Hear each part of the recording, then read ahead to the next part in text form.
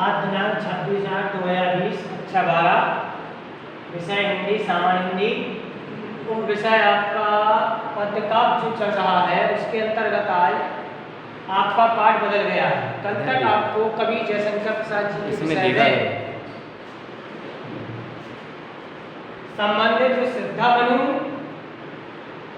विषय था उससे संबंधित आपको पढ़ा रहे थे, लेकिन आज अगला आपका जो पाठ है कल तक आपका श्रद्धामनु पूरा हो गया था।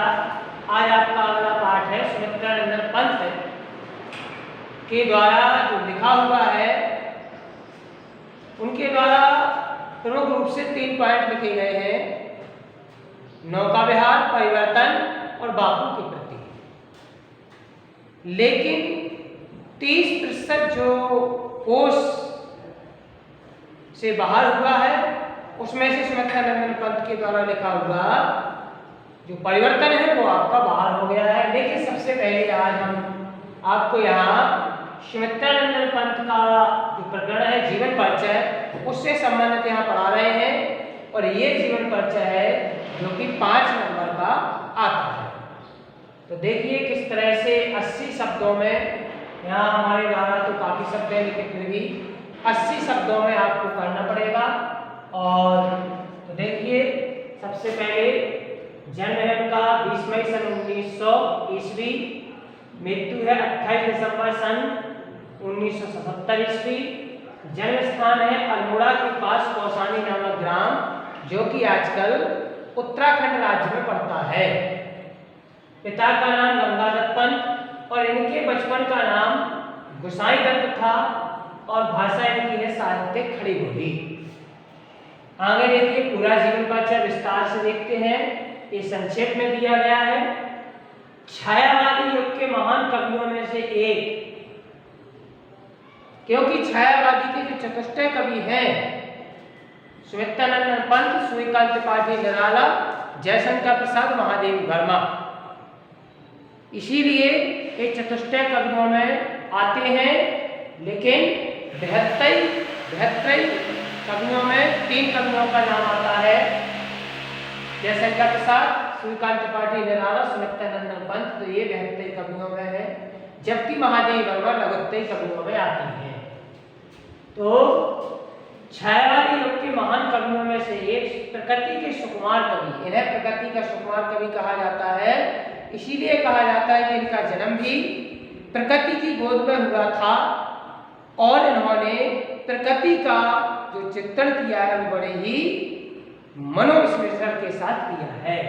तो सुमित्रानंदन पंत का जन्म 20 मई सन 1900 ईस्वी को अल्मोड़ा के समीप कोसानी नामक ग्राम में हुआ था। ठीक 6 घंटे बाद ही माता का देहांत होने के कारण इनका पालन पोषण दादी और पिता ने किया। अब इन्हें बचपन से ही कविताओं से लगाव था, तो अर्थवस्था से ही आपकी कविताएं सरस्वती पत्रिका, जिसके संपादक महावीर प्रसाद द्विवेदी हैं, में प्रकाशित होने लगी।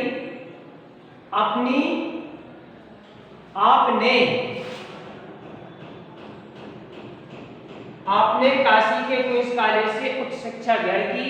इसके बाद सन 1950 ईस्वी में आपको ऑल इंडिया रेडियो के परामर्शदाता के पद पर नियुक्ति मिली। 1997 ईस्वी तक आपने इस कार्य को किया। ऑल इंडिया रेडियो के परामर्शदाता के पद पर आपको लोकायतन पर सोवियत लैंड नेहरू पुरस्कार, चिदम्बरा पर भारतीय ज्ञानपीठ पुरस्कार, कला और बूढ़ा चांद पर साहित्य अकादमी पुरस्कार प्राप्त हुआ है। यानी 3 रचनाएं इनकी जो प्रमुख रूप से हैं उन तीनों का इनको पुरस्कार प्राप्त हुआ है। भारत सरकार ने पद्म भूषण की उपाधि से अलंकृत किया। 28 दिसंबर सन 1977 ईस्वी को आपका स्वर्गवास हो गया। इस तरह से ये जन्म से लेकर के मृत्यु तक का इनका ये जीवन परिचय है। इनके द्वारा जो प्रमुख रचनाएं हैं वो है लोकायतन, पल्लव, बीड़ा, गुंजन, युगान, ग्राम्या तथा योगारी। इसके बाद अन्य रचनाओं में है स्वर्णधूलि, स्वर्णकर्ण, अतिमा, उत्तरा, चिदंबरा, कला और बूढ़ा चांद तथा शिल्पी। ये अन्य रचनाओं में इनकी रचनाएं हैं।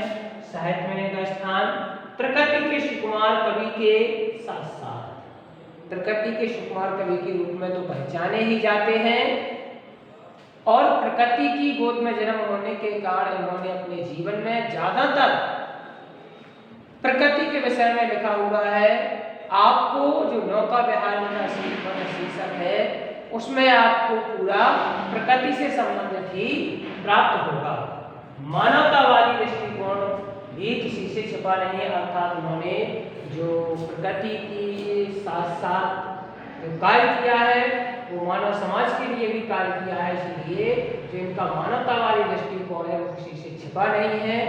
इसी जीवन परिचय से संबंधित हम आपको 10 प्रश्न दे रहे हैं, वह उत्तर लिख करके गहकाई के रूप में अभी मैंने बेला पढ़ने के बाद आपको तुरंत भेजना है। धन्यवाद।